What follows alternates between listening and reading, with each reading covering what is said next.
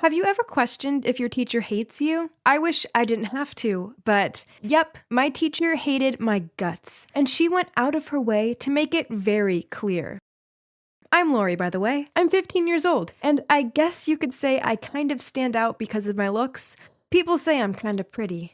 Anyway, this year I started high school, although I only joined halfway through the year because I was off sick for 6 months with glandular fever. Yep, I had the dreaded mono.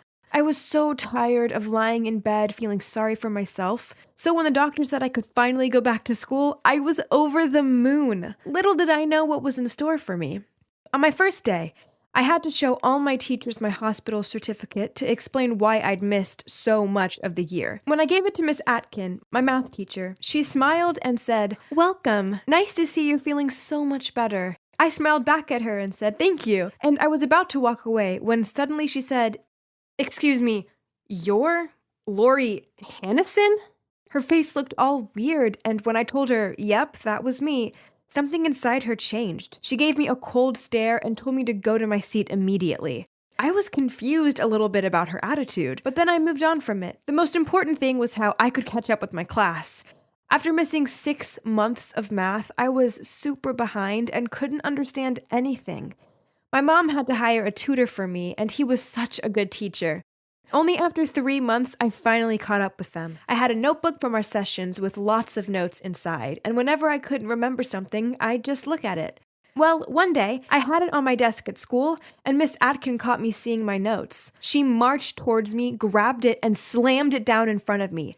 She was so angry and got right up in my face and said, "Never, ever bring another teacher's notes to my class.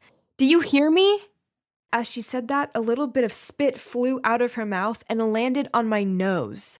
I was horrified. Why was she so angry at me? It kinda scared me, and I thought maybe she was just angry because I wasn't as good at math as everyone else.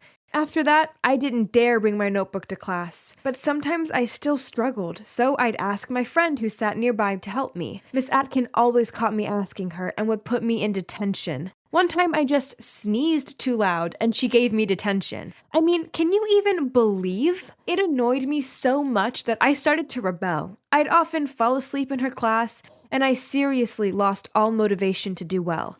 And that's not all. One day, I wore a new dress to class, and I swear I looked exactly like all the other girls at school. But Miss Atkin publicly embarrassed me by making me stand up in front of everyone, then said, "Girls and boys, Lori is a fine example of someone who pays more attention to what she wears than to studying. Don't be like Lori." I could feel myself blushing, and I wanted to cry. She was deliberately being mean to me, and I had no idea why. I was not that kind of girl. I normally loved studying, and I didn't care about clothes and shoes at all. I couldn't say anything, though, because if I spoke back to her, she'd give me a worse grade. What made it all even worse was that she was also the cheerleading coach, and she had her pack of cheerleaders following her around everywhere. One time I was standing in the hall talking with my friend Joe.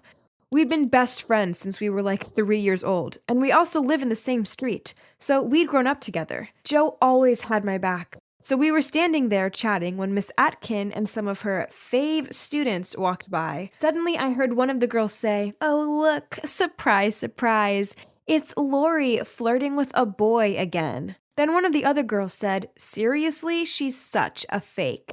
I mean, she's using her illness to get attention from boys. How pathetic." I couldn't believe it. Did they think I was deaf or something? They were the ones who were fake with their thick layers of makeup and all of their gossip and drama. I didn't really care that they were saying these things, but what really got to me was the way Miss Atkin laughed along with them. I actually saw her nod her head, so she agreed with them. I knew that wasn't okay. And Joe saw it too. He was so angry and grabbed my hand and said we had to report her to the principal. I stopped him though and said, "Just leave it. I am still the new girl here, and I don't want to cause any drama. And anyway, I have a plan." I smirked at him as I said this. So, Miss Atkin has this policy where if someone's phone rings in class, they have to answer it on speakerphone.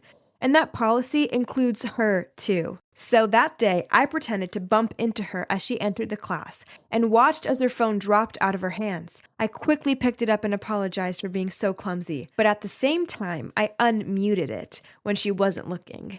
Easy peasy. You see, I'd arranged for Joe to call her. This was going to be hilarious. Sure enough, 5 minutes later, her phone started ringing loudly. Her ringtone was Beyoncé's Single Ladies, and everyone burst out laughing. She freaked out and quickly grabbed her phone to cancel it. But Joe was persistent. He just kept calling, and everyone in class reminded her of the policy, so she had no choice but to answer it. Well, just wait for this. She answered, and suddenly Joe's voice filled the room. But he'd put on a funny accent to make himself sound older. "Honey, don't forget about our secret date at our favorite hotel tonight." Miss Atkin looked like she wanted to die. She said, "Who is this? I don't know you." Then Joe said, "Come on, baby, what's up? Is your husband there?"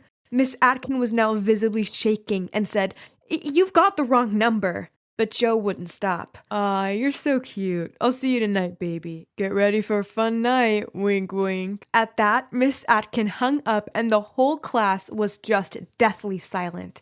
I had to bite my tongue to stop myself from laughing. Joe had really outdone himself. However, I hadn't exactly thought it all through, because a couple of days later, Joe and I were about to walk home when he got called into the principal's office. I went with him, but they wouldn't let me in. I could see Miss Atkin in the room along with the principal and Joe. She'd somehow found out that it was Joe who'd called her, and now the principal said that Joe would be expelled and that his parents would need to come in for a meeting the following day. Oh my God, this was all my fault. When he came out, I rushed over and started apologizing, but Joe said, "Don't worry, I did it, so I'll take the responsibility." I was beside myself with guilt.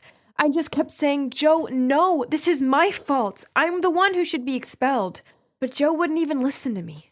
Well, that evening I told my parents the whole story.